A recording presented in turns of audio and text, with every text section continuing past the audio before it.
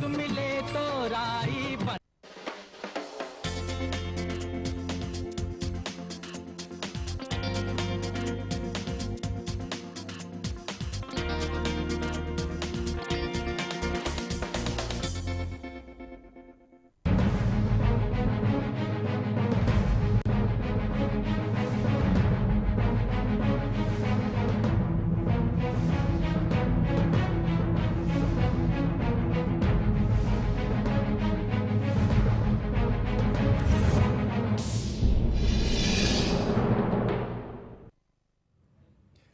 Right, you're watching Inside Story. My name is Rajiv K. Bajaj and of course you're watching me on Lemon News. जी हाँ, आप मुझे देख रहे हैं lemon news के ऊपर। आप देख रहे हैं प्रोग्राम इनसाइड स्टोरी। मेरा नाम है राजीव कुमार बजाज और आज गुरुपुरब है, गुरु नानक जयंती है। सभी लोगों को गुरु नानक जयंती की बहुत बहुत बधाई। साढ़े जिन्हें भी सिख भरा हैगे ने, ਜਿਹੜੀ भी संगत है, सब नू लख लख बधाइयां। आज गुरु नानक की जयंती है और इसके बारे में भी हम बात करेंगे हेडलाइंस देखने के बाद कि भाई आखिर में 1984 के जो राइट विक्टिम्स हैं उनको 5 लाख रुपए का मुआवजा उनकी नेक्स्ट ऑफ किन को अनाउंस किया गया नरेंद्र मोदी द्वारा। और कांग्रेस की तरफ से लिस्ट अनाउंस हुई कि कौन कौन उनके लिए कैंपेन करेगा, जिसमें जगदीश टाइटलर और सज्जन कुमार दोनों का नाम है। जम तो कांग्रेस क्या मैसेज भेज रही है सिख कम्युनिटी को, इसके बारे में भी हम लोग बात करेंगे। आखिरकार याद रखें 30 साल हो गए हैं। जी हाँ, 1984 से लेके आज 2014 है। 1984 में 3,500 से ज्यादा सिखों को मारा गया। दिल्ली की सड़कों पर क्या हाहाकार मची सबको याद है, सबको मालूम है। उसके बावजूद सिर्फ 1 या 2 मतलब 10 उंगलियों पर भी आप लोगों को गिन नहीं सकते जिनको असल में सजा हुई है। 3,500 लोगों को मार दिया गया, कत्ल कर दिया गया उनका, और आज तक ये मालूम नहीं है कि कातिल कौन थे। सड़क पर घूम रहे हैं, चुनाव जीत चुके हैं, आज तक मालूम नहीं है कि कातिल कौन थे। और जब नरेंद्र मोदी अनाउंस करते हैं, ऐलान करते हैं कि 5-5 लाख रुपए का मुआवजा दिया जाएगा नेक्स्ट ऑफ किन को, एप्रिसिएशन के बजाय उसको क्रिटिसाइज किया जाता है। इस विषय में हम बात करेंगे। आखिरकार कांग्रेस किस राह पर चल रही है, ये हम बात करेंगे। महाराष्ट्र के बारे में भी भाई जगताप हमारे साथ थोड़ी देर के बाद होंगे, उनसे हम जरूर बात करेंगे कि आखिरकार एक बार फिर अगर आप पृथ्वीराज चव्हाण साहब के नेतृत्व में अगर कांग्रेस को दोबारा उसी स्थिति पर लाना चाहते हैं तो आपको मुबारक हो। कांग्रेस की अकल पर, कांग्रेस की सीरत पर और कांग्रेस की सूरत पर सबको इस वक्त अचंभा हो रहा है, हैरानगी हो रही है कि आखिरकार ये कांग्रेस कर क्या रही है। याद रखें, इंदिरा जी जब हारी 1977 में, 1977 में जब इंदिरा गांधी हारी, उसके बाद कोई हफ्ता ऐसा नहीं जाता था जब संजय गांधी हों, अकबर अहमद हों, विद्याचरण शुक्ला हों, कि वो कोई ना कोई आंदोलन सड़क पर नहीं आते थे या सड़क पर लीड नहीं करते थे, जिसकी वजह से 1980 में इंदिरा जी वापस आईं, कांग्रेस की वापसी हुई। क्या पृथ्वीराज चव्हाण के नेतृत्व में महाराष्ट्र में कांग्रेस वापस आने के लिए सक्षम है, इसके बारे में हम बात करेंगे। और जहां तक राष्ट्रवादी कांग्रेस पार्टी का सवाल है, आपने अनकंडीशनल सपोर्ट ऑफर किया है,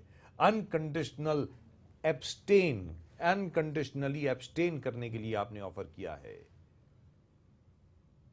इससे राष्ट्रवादी कांग्रेस का क्या फायदा होगा, इसके बारे में भी हम लोग बात करेंगे। और जहां तक शिवसेना का प्रश्न है, क्या भारतीय जनता पार्टी के खिलाफ शिवसेना अपना leader of the opposition announce करेगी संडे को, या फिर सरकार में शामिल होगी, इसके बारे में भी हम लोग बात करेंगे। लेकिन फिलहाल देखते हैं अब तक की खास खबरें। Let's take a look at the headlines.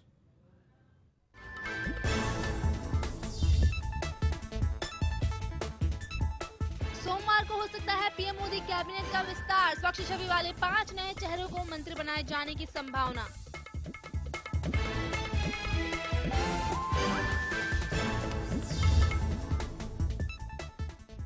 Guru Nanak जयंती पर देश भर में सिख समुदाय द्वारा भजन कीर्तन के कई कार्यक्रमों का किया गया आयोजन।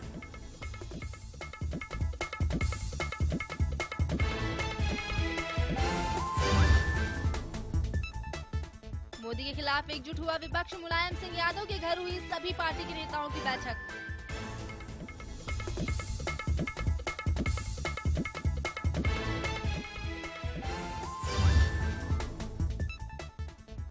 आशाराम बापू का नया पैतरा, दिल्ली की सभी सीटों पर उम्मीदवार उतारने का ऐलान।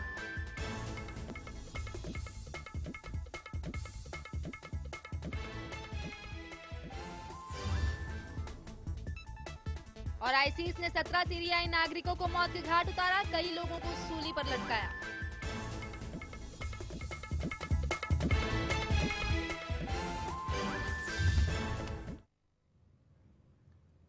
जी हाँ, आसाराम बापू के बारे में तो हम बात नहीं करेंगे। आसाराम बापू जी 70 उम्मीदवार खड़े करने वाले हैं दिल्ली के होने वाले चुनाव में, उसके बारे में फिलहाल बात नहीं करेंगे, बाद में बात करेंगे। लेकिन आज एक बार फिर सब लोगों को गुरु पूरब की बहुत बहुत बधाई। और इस वक्त हमारे साथ हैं हमारे पुराने मित्र, भारतीय जनता पार्टी के वरिष्ठ नेता, भारतीय जनता पार्टी के कभी ना हारने वाले नेता सरदार तारा सिंह जी। सरदार तारा सिंह जी नमस्कार। नमस्कार तो महाराज जी, कैसे हैं? सरदार तारा सिंह जी, बहुत खुशी हो रही है मुझे आपकी आवाज सुन करके इतने सालों के बाद। धन्यवाद जी। बहुत बहुत शुक्रिया आपका हमारे शो में आने के लिए। सब तो पहला तो सरदार तारा सिंह साहब आपको बहुत बहुत बधाई। आज गुरु पूरब है, आप ये बताएं कि आपने गुरु नानक जयंती आपने खुद ने कैसे मनाई, वो जरा हमारे दर्शकों को बताएं जी। सबसे पहले तो गुरु नानक देव जी के जन्मदिन की मैं सबको लाख लाख बधाई देता हूँ जी। और आज सुबह से मैं पहले तो मुलन कॉलोनी में एक गुरुद्वारा है, वहाँ पर गया था जी। दर्शन किए, वहाँ पर बैठा रहा 1 घंटा जी। उसके बाद मुलन ईस्ट में एक गुरुद्वारा है सिद्धियों का, वहाँ पर गया, वहाँ 1-1.5 घंटा बैठा जी। और फिर उसके बाद दादर में अपना घाटकोपर में घाटकोपर में गलोड़िया नगर है जी जी जी। और गलोड़िया नगर में लगभग 10,000 आदमी जी वहाँ पर गुरुपुरब मनाने आते हैं और वहाँ पर लंगर और कीर्तन होता है जी। और आज लगभग 3 बजे से मैं वहाँ बैठा रहा। सम्मानीय प्रकाश मेहता जो अभी मिनिस्टर बने हैं, घाटकोपर के एमएलए हैं, क्या बात, मिनिस्टर बने हैं जी। तो आज उनका भी सत्कार था जी। और कैप्टन करके एक कोलीवाड़ा से एमएलए चुन के आए हैं, उनका भी सत्कार था जी। और मेरा भी सत्कार था। तो श्री गुरु सिंह सभा जी, जो हमारी सबसे बड़ी सिखों की संस्था है जी जी जी, वो हर गुरुपुरब गलोड़िया नगर में मनाती है, गुरु नानक, गुरु गोविंद सिंह और वैसाखी का। तो वहाँ पर लगभग 8-10,000 लोग आते हैं जी, कीर्तन सुनते हैं, भजन सुनते हैं और प्रवचन सुनते हैं और उसके बाद भंडारा लंगर दिन भर सुबह से लेके शाम तक लंगर होता है। अच्छा सरदार तारा सिंह जी, ये तो बात रही जहां तक के गुरु नानक देव जी की जयंती का प्रश्न है। और इस वक्त मैं आपको बता दूं, इस वक्त हमारे साथ हैं सरदार तारा सिंह जी। सरदार तारा सिंह जी, ये एक और सवाल मैं आपसे जानना चाहता हूं, आपसे पूछना चाहता हूं और मैं चाहूंगा कि आप हमारे दर्शकों को बताएं। आदरणीय प्रधानमंत्री नरेंद्र मोदी जी ने 5 लाख रुपए का मुआवजा अनाउंस किया उन सिख परिवारों के नेक्स्ट ऑफ किन के लिए जिन्होंने अपने परिजनों को खोया 1984 के राइट्स में, दिल्ली के राइट्स में और कानपुर में भी अलग अलग जगह पर जो राइट्स हुए, मुंबई में भी हुए। 3,500 से लोगों को, 3,500 से ज्यादा लोगों को 5-5 लाख रुपए का मुआवजा अनाउंस किया गया। नंबर 2, एक पूरा सवाल सुन ले। दूसरी तरफ दिल्ली के चुनावों का तकरीबन ऐलान हो चुका है, डेट्स अभी अनाउंस नहीं हुई हैं लेकिन बहुत जल्दी हो जाएंगी। और कांग्रेस ने यह कहा है कि दंगों के जो अक्यूज्ड हैं, आरोपित व्यक्ति जो हैं, जगदीश टाइटलर साहब हो गए या सज्जन कुमार जी हो गए, वो भी उनकी कैंपेन में शामिल होंगे। इसके बारे में आप क्या कहना चाहेंगे? तारा सिंह जी बताएं।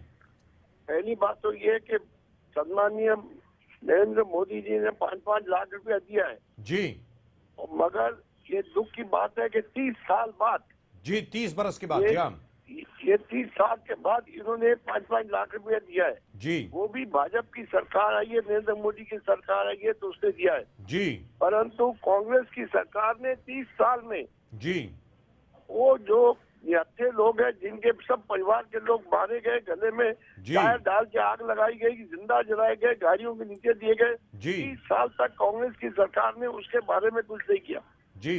और 30 साल के बाद अभी नरेंद्र मोदी जी ने 5-5 लाख रुपया उन लोगों को दिया जी। दिया है वो ठीक है, परंतु जिन लोगों ने ये कांड में हिस्सा लिया था जी हाँ, उन लोगों को कोई सजा नहीं दी गई। जी बिल्कुल, आज भी वो छाती अकड़ करके फिरते हैं दिल्ली में, बिल्कुल। टाइटलर हो या वो हो, क्या नाम है उसका, सज्जन कुमार, सज्जन कुमार हो। जी हाँ, हमारे सिखों का दर्द तब तक हल्का नहीं हो सकता जब तक इसके खिलाफ जो मर गए हैं, हजारों लाखों के हजारों की तादाद में जो मरे हैं, जी उनका दर्द तब तक ठीक नहीं हो सकता जब तक इन लोगों को सजा नहीं मिलती। दुरुस्त बात है। तो 5-5 लाख देने से हमारा दर्द हल्का नहीं हो सकता। जी 30 साल तक वो भूखे मरते रहे, गुरुद्वारों के बाहर भीख मांग के अपना पेट भरते रहे, लंगरों में जाके खाना खाते रहे। जी 30 साल सरकार ने उनकी तरफ कुछ ध्यान नहीं दिया। जी हाँ। अभी कृपा है नरेंद्र मोदी जी की जिन्होंने 5-5 लाख दिया। लेकिन और सरदार 5 तारा सिंह लाख साहब, देने अभी से- आपको उम्मीद है, तारा सिंह जी, अभी आपको उम्मीद है कि अब सिखों को इंसाफ मिलेगा? ऐसा लगता है, मुझे ऐसा लगता है कि अब शायद कुछ होगा। आप ये बताएं। बात ठीक है कि जिस तरीके से नरेंद्र मोदी जी ने पहल की है, जी। मुझे भी उम्मीद है कि सिखों के साथ इंसाफ होगा जी और उनके दर्द को दूर करने का कहीं न कहीं सरकार प्रयास करेगी। जी, आप क्या मैसेज देना चाहेंगे सर? आप ये बताएं, एक तो सिख संगत को और बाकी सब लोगों को क्या आप मैसेज देना चाहेंगे आज गुरु पूरब के मौके पर? आप बताएं। आज गुरु नानक जी के प्रकाश उत्सव जी के दिन में मैं लोगों से यही निवेदन करूंगा जी कि 30 साल बहुत बड़ा समय गुजर गया है जी हाँ और अब हमको पुरानी बात को भूलने का प्रयास करना चाहिए। जी। मैं जानता हूँ कि जिसके बच्चे मर गए, जिनके माँ मर गई, जिसके बाप मर गए, वो भूल नहीं सकेंगे, दुरुस्त बात। परंतु अब सारी जिंदगी इस पे रो के फायदा नहीं है। जी अब अपने पैरों पे सरदारों को खड़े होना चाहिए जी और इस चीज को बुलाने का प्रयास करना चाहिए। और आज गुरु नानक के प्रकाश जन्मदिन के ऊपर जी। अपने को वर्त लेना है कि हमने देश के प्रति ईमानदारी से काम करना है और अपने दिल से वैर विरोध को निकाल देना है, ये प्रयास करना चाहिए। लेकिन तारा सिंह साहब, आपको जाने से पहले एक और आखिरी सवाल मैं पूछूंगा, उसके पहले जरा सा कमेंट करूंगा। जहां तक सिख कौम का सवाल है, हमेशा ही सिख कौम अपने ही पैरों पर खड़ी है और ये जरूर है कि हमारे साथ अन्याय हुआ, ये जरूर है कि हम लोगों ने बहुत कुछ सहा है, भुला नहीं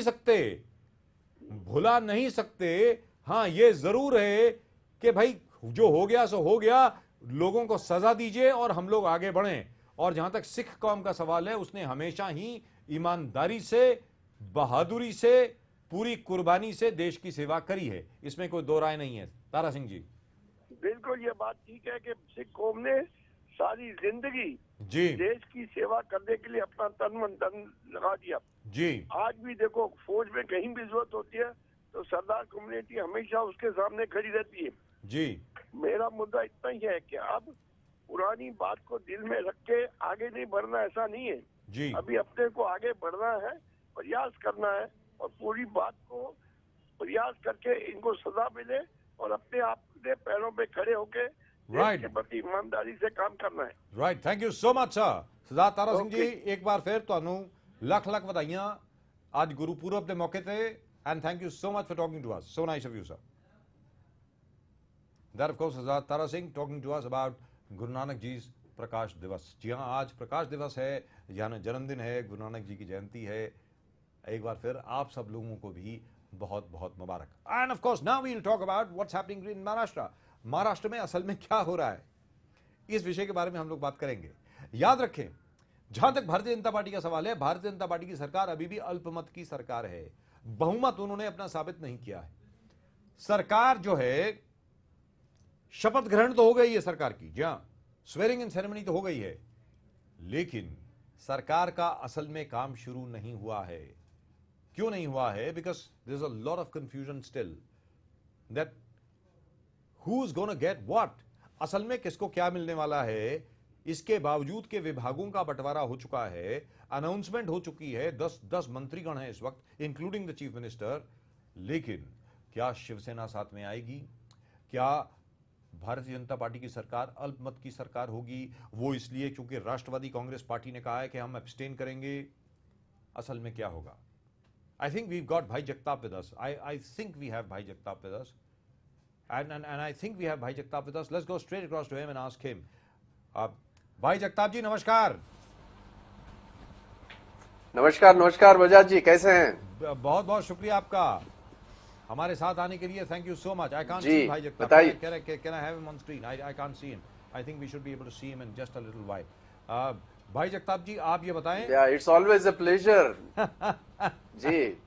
भाई जगताप जी आप ये बताएं कि कांग्रेस का जहां तक प्रश्न है, कांग्रेस के 129 साल के इतिहास में ना जाने कितने अप्स एंड डाउन्स हुए हैं जी। ऊपर ऊंच नीच आपने बहुत देखी है जी। मैं ये नहीं कह रहा हूं, भाई Jagtap is a very young man, बहुत। भाई Jagtap is a very young man. This is for our viewers. He is not 129 years old. His party is 129 years old.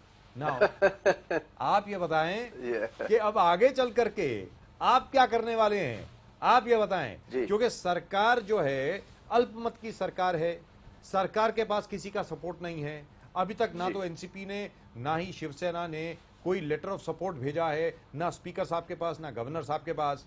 तो लिहाजा अभी सरकार is in a transition mode. 10 तारीख को क्या होगा क्या नहीं होगा God only knows, but in terms of the present situation in Maharashtra आप यह बताएं कि कांग्रेस क्या करने वाली है, भाई जगताप जी। बजाज साहब, सबसे पहले एक बात मैं आपको, इसके पहले भी मैंने आपको बताया था और सारे दर्शकों को भी मैं बता दूं और साफ कर दूं कि महाराष्ट्र के जनता ने जो वर्डिक्ट दिया है जी, हमें जो अपोजिशन में बैठने का वर्डिक्ट दिया है, we respect that verdict and हम लोग यही करेंगे जो आज अगर महाराष्ट्र की जनता ने ये सोचा कि भाई हमसे उनकी जो एक्सपेक्टेशन थी वो शायद नहीं हुई या जो भी कारण हो, तो हम उसकी बहुत इज्जत करते हैं, बहुत रेस्पेक्ट करते हैं, तो हम तो विरोध में बैठेंगे। जी हाँ, बिल्कुल। लेकिन मैं ये एक बात बताना चाहता हूं, क्योंकि आपने जिस बात का जिक्र किया कि ये इन्हें कोई पूरा मैंडेट नहीं मिला है, जी हाँ, और ये भी जो मैंडेट मिला हुआ है, जो झूठ मूठ के जो वादे उन्होंने किए, ये झूठ मूठ के इसलिए मैं कह रहा हूं, आपने अगर देखा अभी तक ये जो विश्वास दर्शक जो ये है वो उन्हें पारित करना है 12 तारीख को जी, पर जिस दिन महाराष्ट्र के मुख्यमंत्री देवेंद्र जी फडणवीस जी ने जो शपथ ग्रहण की, उसके दूसरे ही दिन उन्होंने, जब पत्रकारों ने उन्हें पूछा कि भाई आपने टोल फ्री महाराष्ट्र करने का बहुत भाषण किया, सब लोगों ने भाषण किया, आपने वादा किया, उन्होंने पूरा उल्टा बात करा के कहा कि भाई हमने ऐसा नहीं कहा था, ये तो पूरी तरह हो ही नहीं सकता जो हम पहले कह रहे थे। तो इन्होंने बहुत ऐसे सारे मुद्दे जो जिसकी बात exactly what is happening at the center. In effect, exactly what is happening at the center as far as the black money list is concerned. अगर black money list को अगर आप देखें, वही वादा किया गया था कैंपेन के दौरान कि हम एक हफ्ते के अंदर सारे के सारे नाम पब्लिक के सामने रख देंगे, और आज 150 दिन हो गए हैं, 150 दिन हो गए हैं, and up till now we have not got any information. जी बताएं। Not only information, they are denying the fact, which I mean I was quite surprised and shocked when the Prime Minister of this country was saying, I don't know how much money is lying in the banks of foreign country, the black money of Indians. I mean, how can he just made this kind of statements where he promised the whole country, मैं 100 दिन के अंदर सारा black money in भारतीय लोगों का जो है वो लाऊंगा, अब तो वो उससे मुंह कर रहे हैं। तो ये इनकी जो एक, और इस वक्त हमारे साथ है भाई जगताप, कांग्रेस के युवा नेता, वरिष्ठ होने के साथ साथ युवा भी हैं, हमारे पुराने मित्र भी हैं और बहुत जाने माने लेबर लीडर भी हैं महाराष्ट्र के। इनके लिए अगर आपके पास कोई सवाल है तो आप भेजें ऑन insidestory@lemonnews.com। यहां पर दूसरी चीज मैं कहना चाहूंगा कि भले वो प्रधानमंत्री नरेंद्र मोदी हों या फिर आदरणीय बाबा रामदेव हों, उन्होंने पता नहीं कौन कौन से फिगर्स आए कि 50 लाख करोड़ पड़ा है, 5 लाख करोड़ पड़ा है, पता नहीं कितने फिगर्स उस वक्त बोले जाते थे, और ये कहा जाता था कि पूरा ब्लैक मनी जैसे ही वापस आ जाएगा India will become the richest country in the world, ये सब कहा जाता था ना। My point is, how is the Congress going to make these people accountable? यहां जहां तक आपका सवाल है, क्योंकि आप विरोधी पक्ष में हैं, अब आपका दायित्व बनता है कि आप उनको याद दिलवाइए कि ये सब आपके वादे थे और अब आप इनकी जिम्मेवारी लीजिए। भाई जगताप।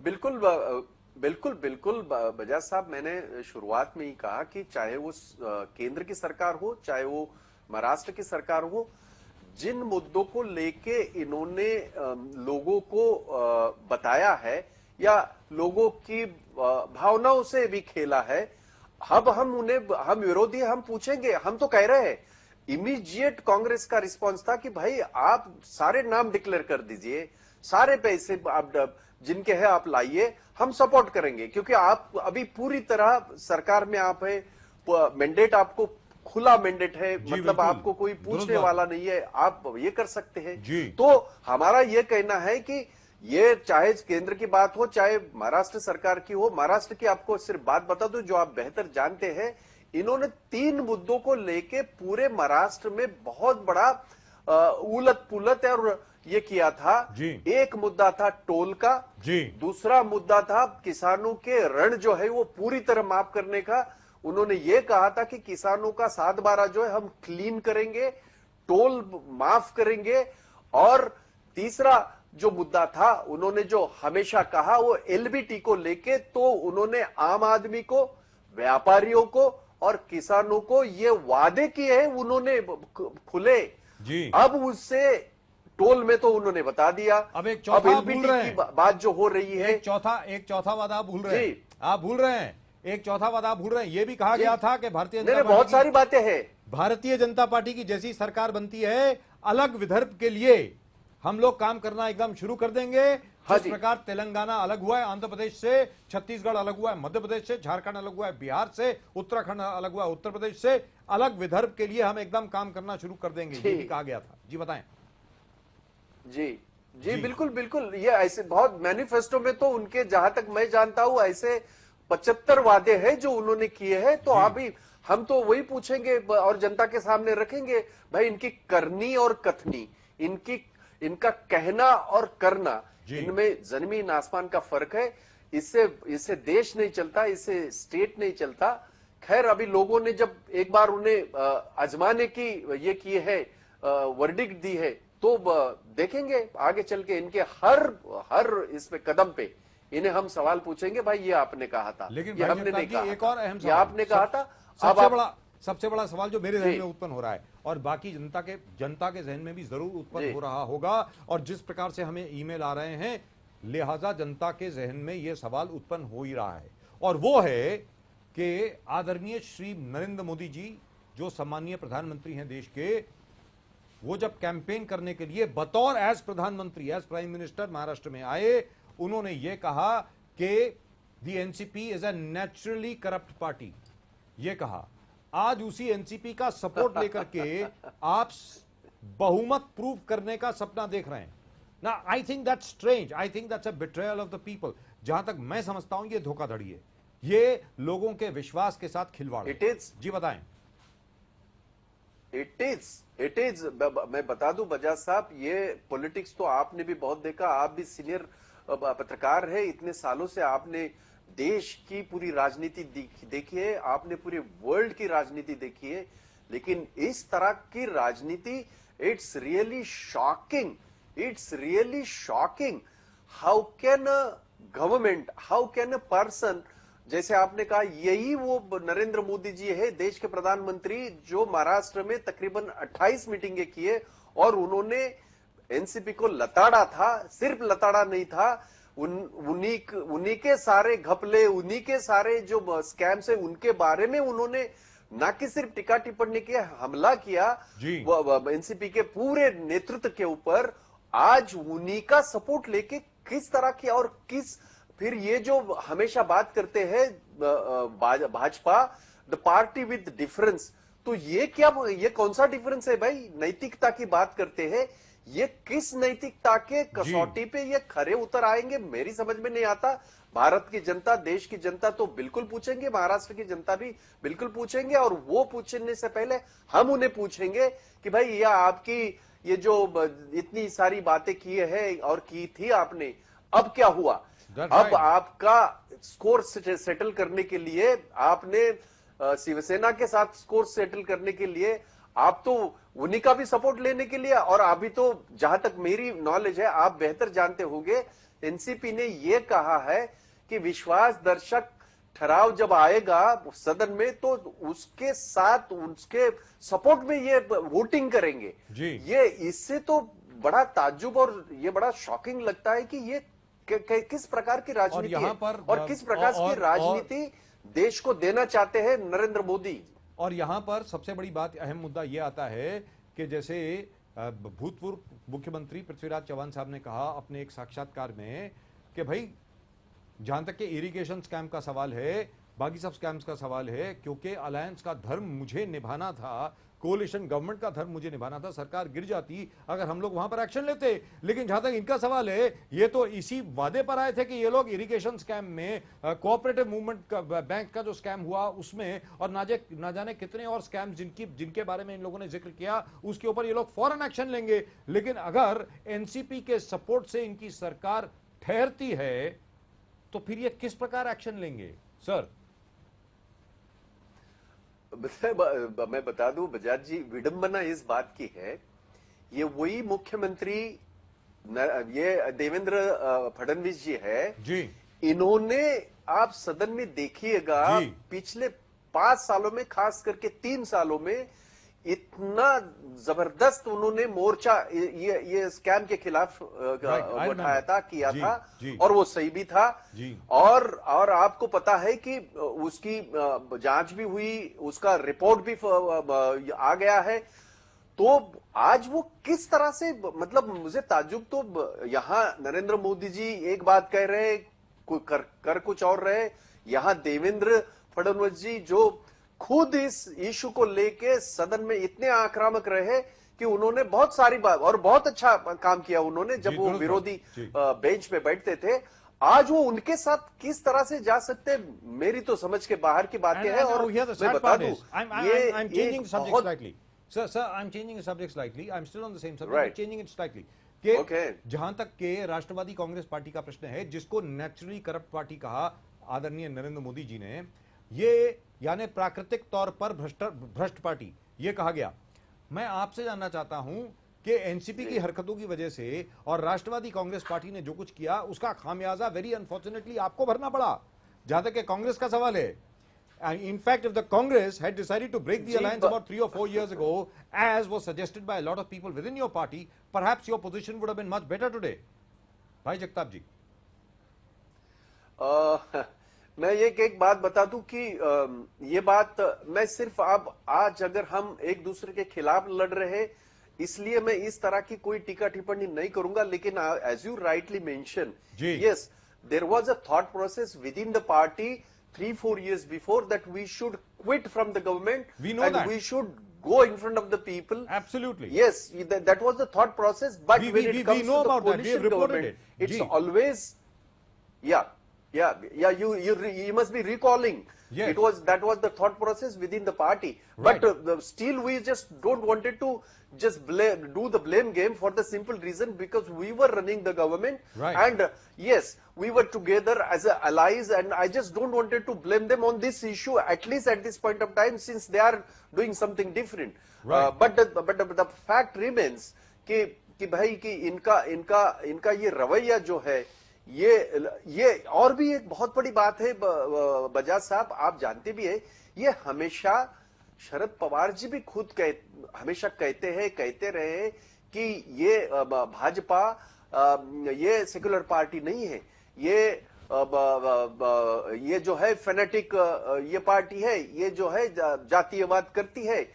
आज कैसे क्या ये कह सकते हैं कि आज उसी जातीयवादी पार्टी को आज ये सपोर्ट की बात कर रहे हैं, उनके लिए ये जो ये है कॉन्फिडेंस मोमेंट है, उसमें वो उसके साथ वो वोटिंग करेंगे। I am really surprised and I don't know. लेकिन भाई जगताप जी, लेकिन Bhai Jagtap ji, really shocking and I don't know how to react on this. लेकिन भाई जगताप जी, चलो ये तो बात रही भारतीय जनता पार्टी की, ये बात रही राष्ट्रवादी कांग्रेस पार्टी की। वो अपनी जवाबदारी उनकी है, वो लोगों को जवाब देंगे, आपको जवाब देंगे, हमको जवाब देंगे, इसलिए शायद जवाब देने से अभी कतरा रहे हैं। लेकिन आपसे मैं जानना चाह रहा हूं कि आपने भी अपने विधानसभा का लीडर अभी घोषित नहीं किया है।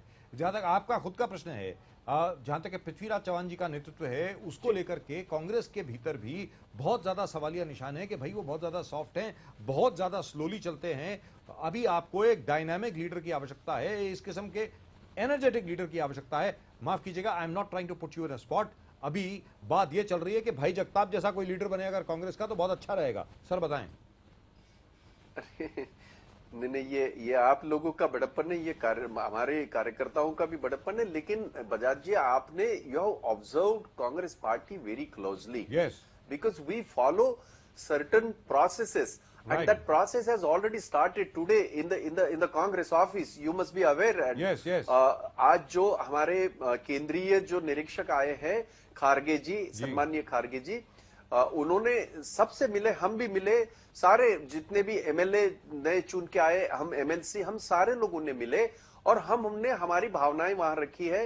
और जो हमेशा होता है, सारे लोगों ने एक ही वो लफ्ज में सारे एमएलए एमएलसी ने कहा है कि भाई हम सारे अधिकार जो है हमारी नेता सोनिया गांधी, इनको हमने दिए, जो वो निर्णय लेगी वो बिल्कुल सर्वोपरि होगा।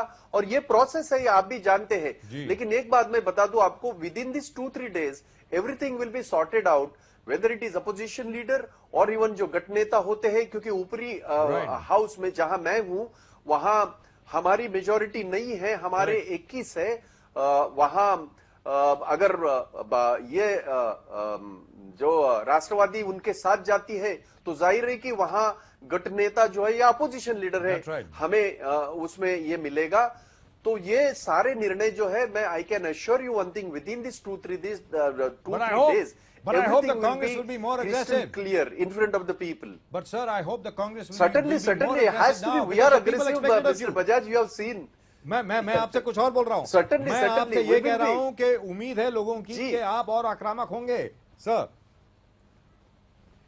जी मैं बिल्कुल, मैं एक बात बता दूं आपको, मुद्दों को लेके मैंने कभी भी हिचकिचाहट नहीं की। 1995 आप याद करिएगा, you are the witness when there was a Shiv Sena led government in Maharashtra. That's right. I was the person who was fighting on the roads. I was the person fighting on all the fronts. जी बिल्कुल. So we are ready. We are geared up to fight once again with them. We would love to see that. We would love to see that. We would love to see that. Certainly, and I hope either Mr. Prithviraj Chauhan wakes up or you have a new leader. One of the two things. Anyway, भाई जगताप जी, बहुत बहुत धन्यवाद आपका हमसे बात करने के लिए। Thank you so much. Thank you very much for talking to us. Great pleasure as always talking to you. भाई जगताप बात करते हुए हमसे और ये कहते हुए कि कांग्रेस पार्टी आक्रामक रहेगी, और वो मुझे याद दिला रहे हैं कि 1995 में, आपको याद होगा भाई, मुझे याद है, ऐसी बात नहीं है, कांग्रेस काफी आक्रामक थी उस वक्त, और यही वजह है कि कांग्रेस एनसीपी की सरकार बनी 1999 में। अगर कांग्रेस ने आक्रामक रवैया नहीं अपनाया होता 1995 से लेकर के 1999 तक, तो कांग्रेस एनसीपी की सरकार नहीं आती 1999 में। But I hope they do that this time. I really and truly hope they do that this time. Otherwise, we can say goodbye to the Congress. Right, time for us to take a break. But before we take a break, we'll leave you with the headlines. We'll take a break and we'll be right back in just 1 minute. सिर्फ 1 minute के अंदर हम लोग होंगे वापस। आप देखें headlines. After the break will last for just a little while, but we'll be back. Don't go away.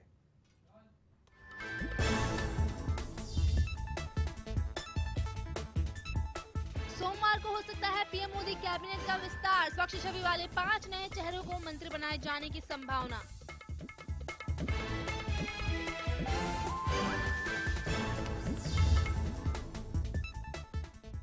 Guru Nanak जयंती पर देश भर में सिख समुदाय द्वारा भजन कीर्तन के कई कार्यक्रमों का किया गया आयोजन।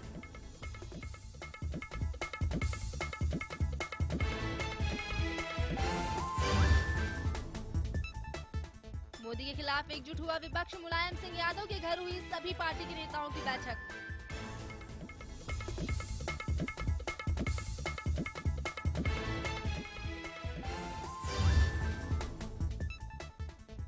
आशाराम बापू का नया पैतरा। दिल्ली की सभी सीटों पर उम्मीदवार उतारने का ऐलान।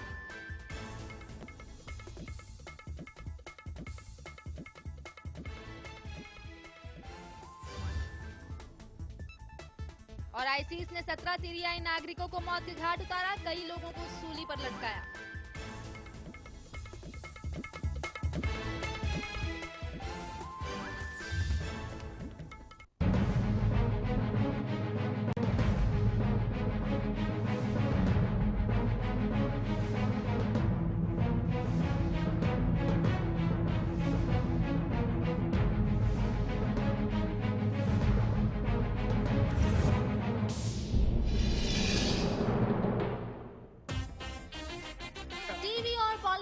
छोटी बड़ी हर गपशप, कॉमेडी से लेकर रोमांस तक, ब्रेकअप से लेकर पैचअप तक, सीरियल और बॉलीवुड का हर मसाला मिलेगा लेमन होम थिएटर में। देखिए सिर्फ लेमन न्यूज पर।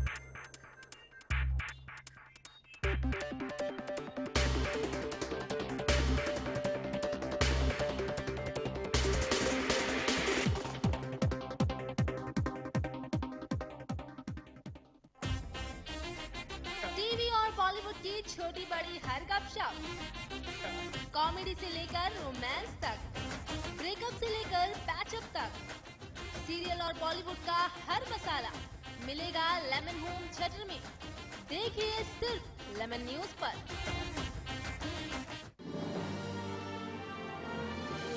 Global advertisers scaling new heights in outdoor media.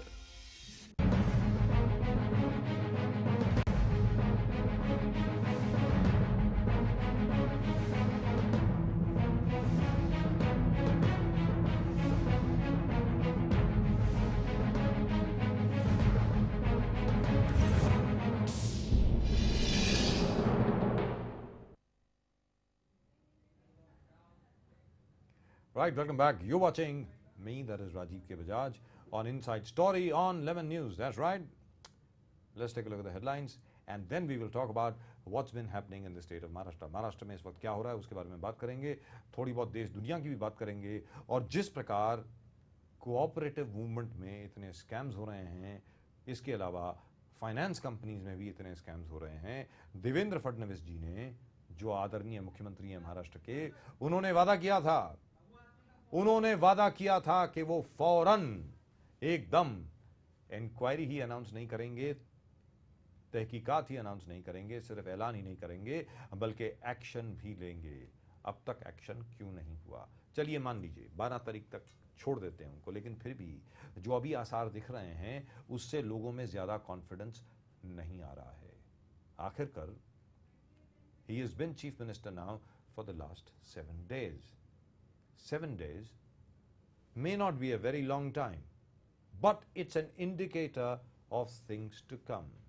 यानी क्या होने वाला है उसका संकेत जरूर मिल जाता है एक सप्ताह में। फिलहाल देखते हैं अब तक की खास खबरें।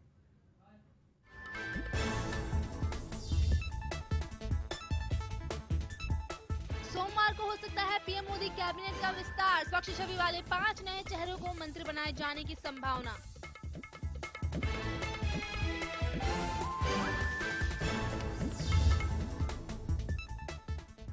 गुरु नानक जयंती पर देश भर में सिख समुदाय द्वारा भजन कीर्तन के कई कार्यक्रमों का किया गया आयोजन।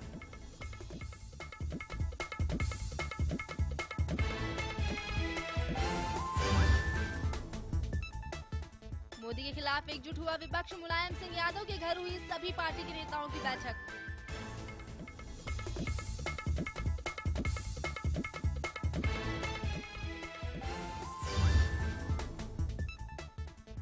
आशाराम बापू का नया पैतरा, दिल्ली की सभी सीटों पर उम्मीदवार उतारने का ऐलान।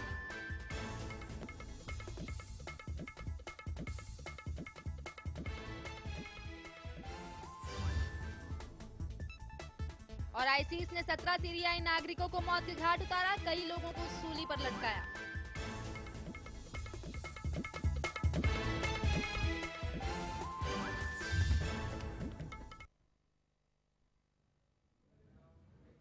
और इस वक्त हमारे साथ हैं हमारे पुराने मित्र और समाजवादी पार्टी के वरिष्ठ नेता, महाराष्ट्र के अध्यक्ष अबू आसिम आजमी। अबू आसिम आजमी जी नमस्कार। अबू आसिम आजमी जी जी नमस्कार। राजीव कुमार बजाज बोल रहा हूं इनसाइड स्टोरी से, हाँ, लेमन न्यूज नमस्कार राजीव साहब, नमस्कार। Thank you so much sir for talking to us. Asim भाई, सबसे पहले तो आपसे ये जानना चाहेंगे कि जिस प्रकार आज मुलायम सिंह यादव जी के घर में नेताओं की बैठक हुई कि एक एंटी भारतीय जनता पार्टी फ्रंट बनाया जाए, जी अब मुझे लगता है आखिरकार क्या सब पार्टियों को यह अकल आ गई है कि भारतीय जनता पार्टी को रोकने का सिर्फ एक ही तरीका है कि सब लोग एकत्रित होकर इकट्ठे काम करें। आखिरकार इसके लिए बहुत भरसक कोशिश आपने की थी महाराष्ट्र के चुनाव के पहले, और क्योंकि वो वहां पर आपके साथ धोखाधड़ी की गई या जो भी किया गया है, क्योंकि कांग्रेस में इतना अहंकार था, राष्ट्रवादी पार्टी में इतना अहंकार था, जिसकी वजह से सबको मुंह की खानी पड़ी। क्या अब सबको अकल आ गई है? आसिम भाई बताएं। नहीं, मुझे नहीं लगता कांग्रेस को अकल आई है। अकल तो दूसरी पार्टियों नेताजी कोशिश कर रहे हैं, लोगों को जमा कर रहे हैं जी, एक बहुत अच्छा कदम उठा रहे हैं, लेकिन कांग्रेस और राष्ट्रवादी को मुझे नहीं लगता कि अकल आ गई है अभी तक। जी, अभी तक ये लोग अहंकार में ही है। अगर इन लोगों ने पहले इस बात को महसूस किया होता, जबकि इसके पहले पार्लियामेंट का इलेक्शन कितनी जल्दी हुआ था और सारी अब सब कुछ देखने के बाद भी ये लोग अहंकार में डूबे रहे और इन्होंने ये किया, आज लाके बीजेपी को बिठा दिया सत्ता में। अभी भी अगर इनको होश नहीं आया तो शायद लगता है मुझे कि इसी तरह से लोग अपोजिशन में पड़े रहेंगे और बीजेपी बढ़ी रहेगी। लेकिन आसिम भाई, जहां तक राष्ट्रवादी कांग्रेस पार्टी का सवाल है, जहां तक के मतलब एनसीपी का प्रश्न है, एनसीपी तो अब तो साफ तौर पर करेगी कि वो भारतीय जनता पार्टी का समर्थन करने वाले हैं। अबू आसिम आजमी जी, बिल्कुल उनका चेहरा खुल के सामने आ चुका है। वो तो बगैर समर्थन मांगे समर्थन दे रहे हैं जी। ये तो पहले से भी इस बात की उम्मीद की जा रही थी। पार्लियामेंट के इलेक्शन के पहले से ही आदरणीय शरद पवार जी का स्टेटमेंट इस तरह से आ रहा था जी नरेंद्र मोदी के बारे में, तो लोग पहले से बात सोच रहे थे और सच्चाई हो गई। वो बिना मांगे हुए, बगैर बुलाए हुए मेहमान बनने की कोशिश कर रहे हैं जी। ये बहुत ही एक मतलब अजीब सी चीज आई है। अब तो जो लोग राष्ट्रवादी पार्टी में अपने आप के सेक्युलर कहलाते हैं तो किसी को मुंह दिखाने काबिल नहीं रह जाएंगे। लेकिन अबू आसिम आजमी जी, मुझे अभी तक याद है शरद पवार जी ने मुझे जो इंटरव्यू दिया और उसके बाद छगन भुजबल जी ने न जाने कितनी बार हम लोगों से बात करी और उन्होंने बार बार ये कहा कि कांग्रेस के साथ हम लोगों ने हाथ इसलिए मिलाया क्योंकि हम भारतीय जनता पार्टी को रोकना चाहते थे, हम सांप्रदायिक ताकतों को बिल्कुल भी सत्ता में नहीं आने देंगे। ये वो बात पिछले 15 सालों से कहते आ रहे हैं। अब 15 साल के बाद ऐसा क्या हो गया? क्या भारतीय जनता पार्टी अब सांप्रदायिक नहीं है? क्या भारतीय जनता पार्टी अब बिल्कुल सेक्युलर हो गई है या फिर राष्ट्रवादी कांग्रेस पार्टी में बदलाव आ गया है? अबू आसिम आजमी जी आप बताएं। ये सिर्फ और सिर्फ अपॉर्चुनिस्ट हैं जी। जो आप याद कीजिए, जब ये कांग्रेस पार्टी में थे जी पवार साहब जी, और सोनिया जी का साथ इसलिए छोड़ा था कि सोनिया गांधी जी ये विदेशी महिला हैं, विदेशी महिला को इस देश राज करने का हक नहीं होना चाहिए जी, ये बोलकर अलग हुए थे जी। परंतु जैसे ही इनको लगा कि सोनिया कांग्रेस सत्ता में आ रही है तो फिर उनके साथ गए और उनके राजनीति निंदक पड़े रहे जी। जब तो बीजेपी के खिलाफ थे। लेकिन अब जब उनको लगा आपकी बार ये सिनेरियो पहले बन चुका था कि कांग्रेस भ्रष्टाचार, बेईमानी और लोग जो कांग्रेस का राष्ट्रवादी साथ में थी, ये दोनों मिल करके इन लोगों ने जो सरकार चलाई उसमें इतना भ्रष्टाचार, महंगाई, इनकी निष्क्रियता, इनकी उदासीनता, इन सारी चीजों को देखकर ये बिल्कुल महसूस हो रहा था कि अब की बार सरकार कांग्रेस की नहीं आएगी और बीजेपी की सरकार बन सकती है। तो पवार साहब ने उधर चले गए। तो मैं यही कहूंगा आदरणीय पवार साहब को, अपॉर्चुनिस्ट से बिना सत्ता के रह नहीं सकते, तो कोशिश करें जैसे बीजेपी के करीब होने की सत्ता के लालच में। लेकिन यहाँ पर मैं दूसरी चीज आपसे सवाल पूछना चाहूंगा। यहाँ पर जरा सा मैं टॉपिक को जरा सा चेंज करता हूँ, लेकिन वही है, ऐसी बात नहीं कि विषय बदला है। श्री कृष्णा रिपोर्ट की इंप्लीमेंटेशन अभी तक नहीं हुई है जी। 1992-93 के जो दंगे हुए मुंबई शहर में। इसके अलावा आदरणीय नरेंद्र मोदी जी जो सामान्य प्रधानमंत्री हैं देश के, उन्होंने एक ऐलान किया कि सिख विरोधी दंगों में जो 3,500 से ज्यादा सिख बंधु मारे गए दिल्ली में और अलग अलग जगह पर, हर एक को, उसके हर एक परिवार को 5 लाख रुपए का मुआवजा दिया जाएगा, ऐसा उन्होंने कहा है।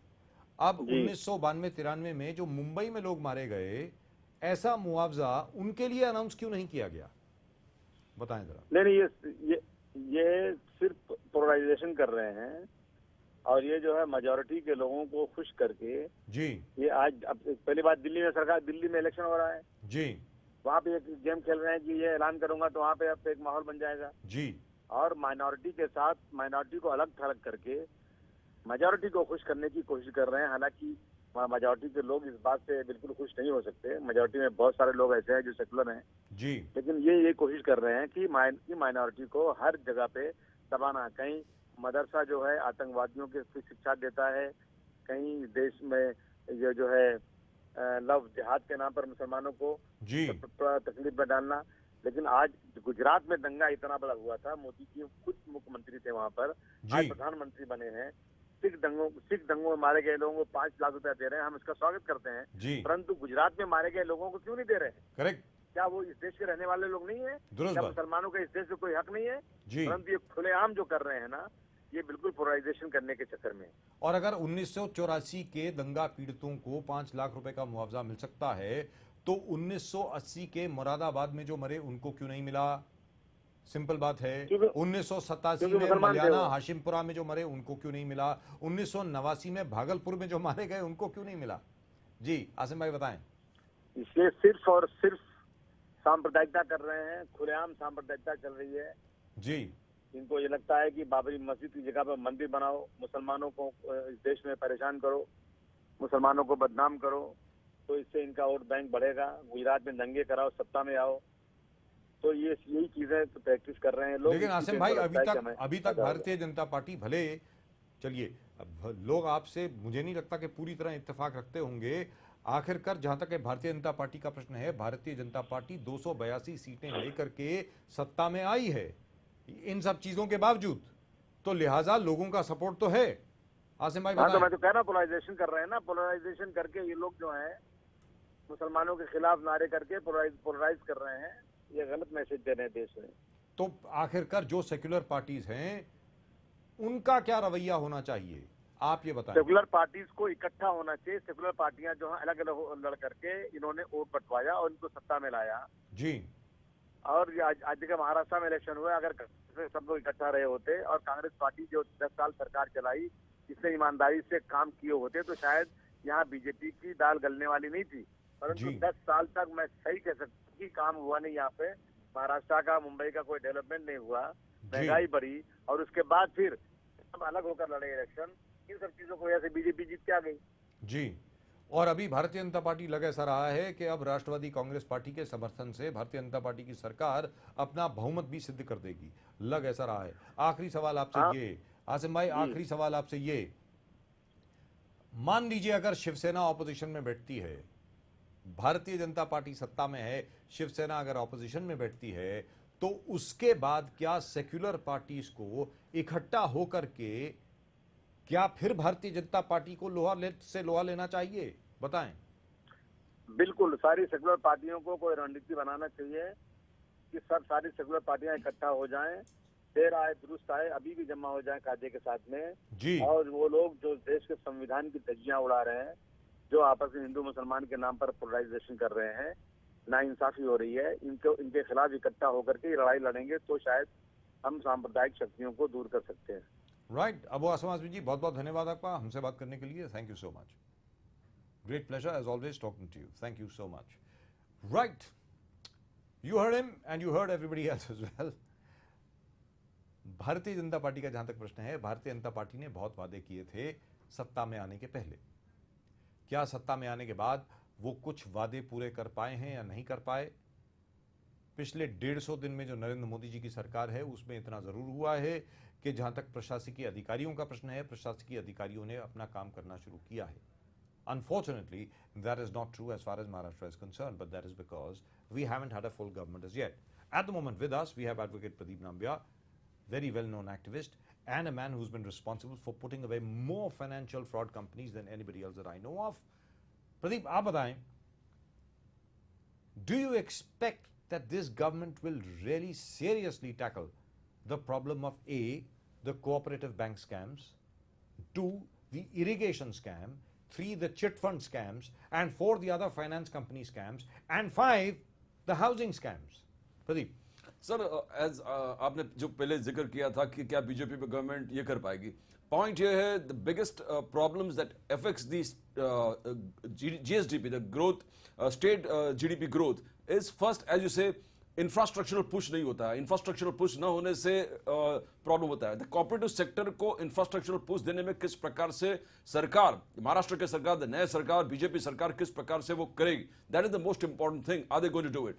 Second is corruption, as you said, corruption in entire system, चाहे वो irrigation scams हो, चाहे वो cooperative societies हो, credit societies हो, cooperative banks हो, जो cooperative systems, cooperative segment जो है पूरे हर district, हर जिला में जिस प्रकार से फंसा हुआ है, उसको करप्शन से वीड आउट करके जो पॉलिटिकल अनवांटेड एलिमेंट्स है, जो पॉलिटिकल लीडरशिप है हर पार्टी का, जो ऐसे क्रेडिट कोऑपरेटिव सोसाइटीज को कंट्रोल करते हैं, उसको किस प्रकार से निकालना, that is the greatest challenge for the government.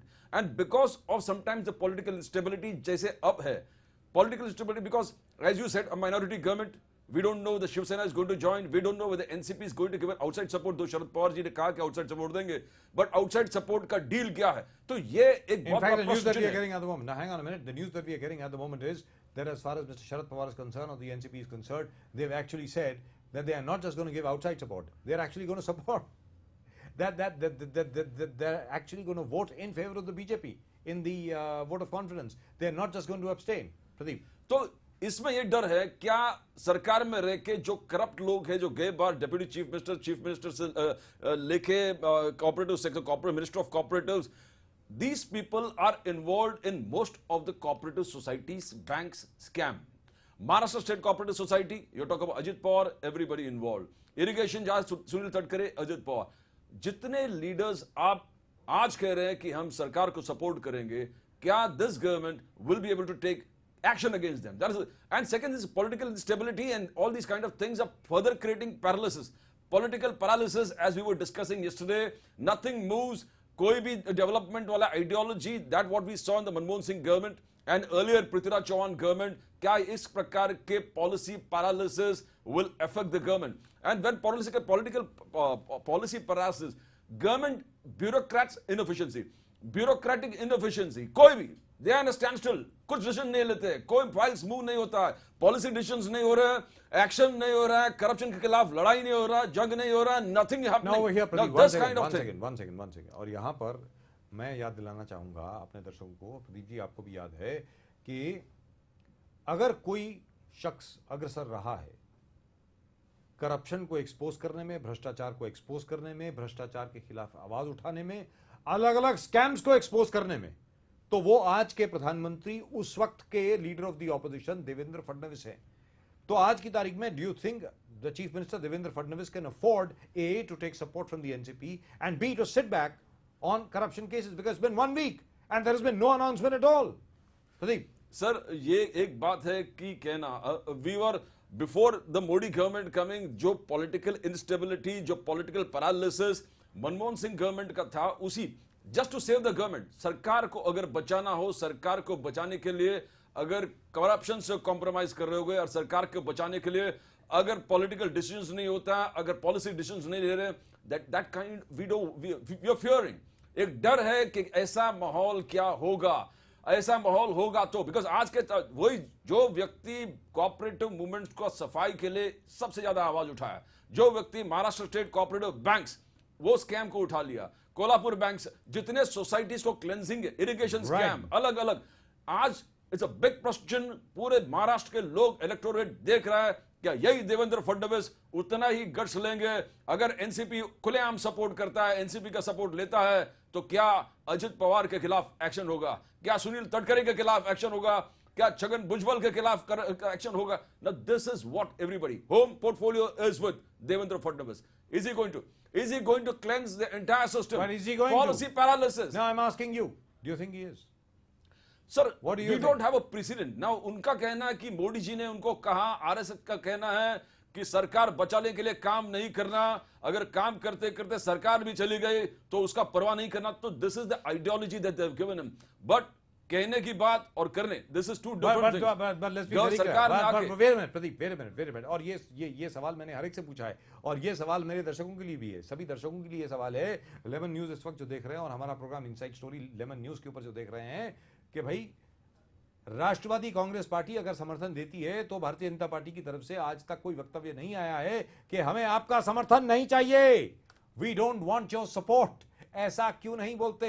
अगर वास्तविकता में भ्रष्टाचार के खिलाफ वो लड़ना चाहते हैं तो फिर ऐसा क्यों नहीं बोलते? देवेंद्र फडणवीस उठ करके क्यों नहीं बोलते कि भाई हम we would rather not form the government than take support from these corrupt people. ये जो भ्रष्टाचारी लोग हैं इनसे हम सपोर्ट नहीं लेंगे, भले हमें सरकार ना बनानी पड़े।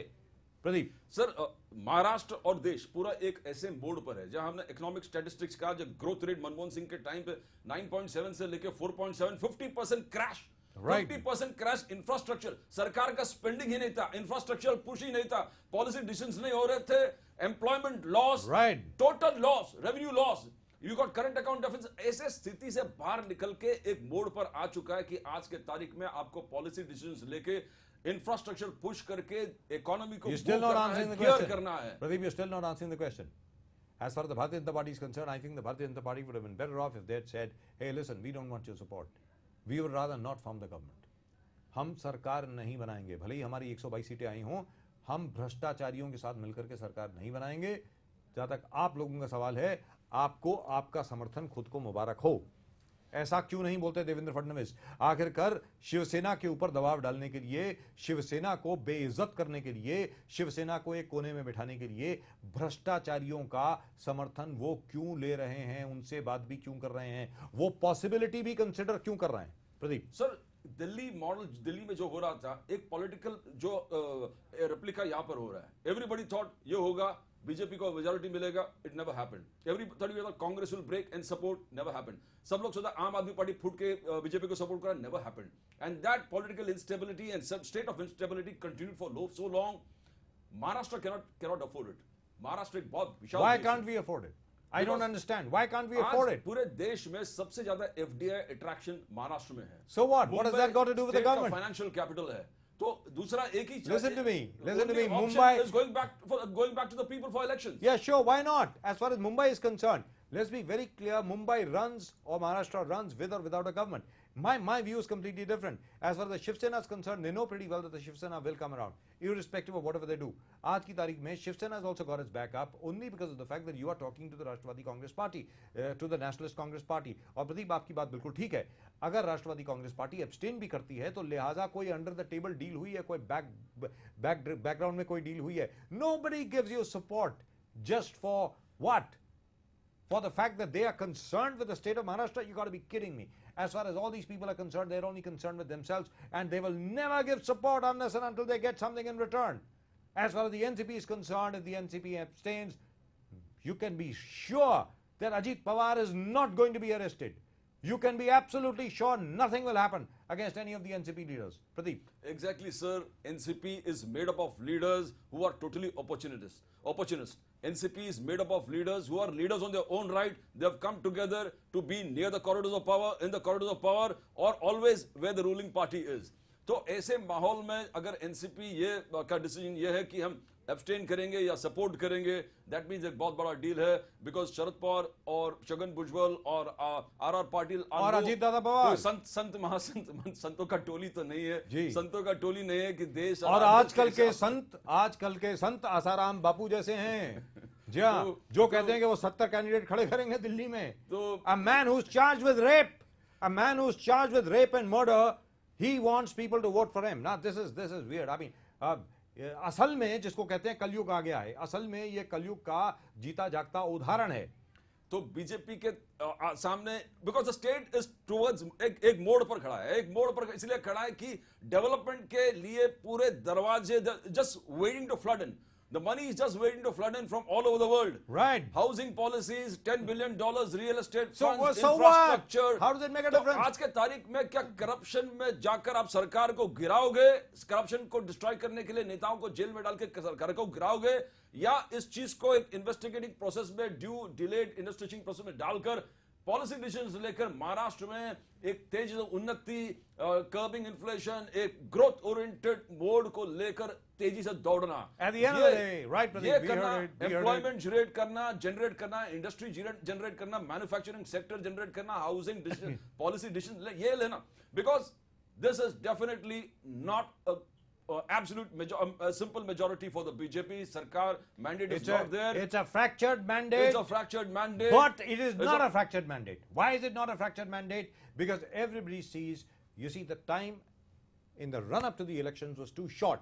As a result of which, people were still not able to distinguish between the Shiv Sena and the BJP. Certainly, they wanted the BJP, but the Shiv Sena also took advantage of the BJP. Let's be very clear. As a result of it, the mandate is very clear. BJP Sena together, Bharatiya Janata Party और शिव सेना आप इकट्ठे काम करें, महाराष्ट्र के लिए इकट्ठे काम करें, मेक इन महाराष्ट्र का जो सपना है उसको साकार कराएं, महाराष्ट्र में मैन्युफैक्चरिंग बढ़ाएं, सब कुछ बढ़ाएं. Rightfully speaking, the Shiv Sena and the BJP should have shaken hands by now. By now, a stable government should have been in place. But unfortunately, it isn't. Pradeep, thank you so much for coming over here. That's it. That's all we've got time for as far as tonight's Inside Story is concerned. We'll be back over here with you tomorrow.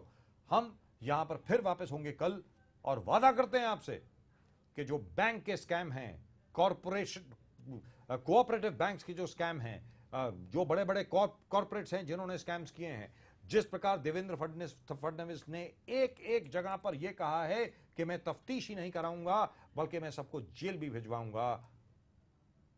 We'll talk about that and we will keep reminding the Honorable Chief Minister, hey listen, this is what you said on the floor of the House. Now you better do something about it. That's it. That's all we've got for you tonight. आप भेजें अपने emails on Inside Story at Lemon News. At lemonnews.com. We'll of course be back with you tomorrow. We'll leave you with the headlines. We'll see you tomorrow. Till then, bye-bye.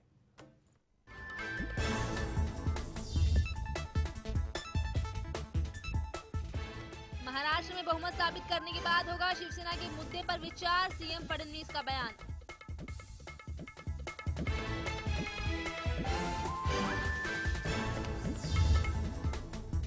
Dengue का प्रकोप बढ़ा, ठाणे और मुंबई में dengue की जानलेवा बीमारी तेजी से पैर पसार रही है. सरकारी और प्राइवेट अस्पतालों में सैकड़ों मरीज भर्ती.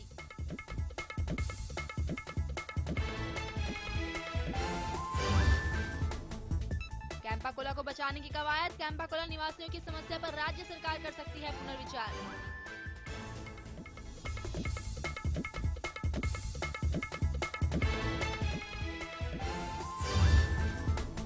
महाराष्ट्र कांग्रेस में नेता विपक्ष को लेकर खींचतान, पृथ्वीराज को लेकर नेताओं का भारी विरोध.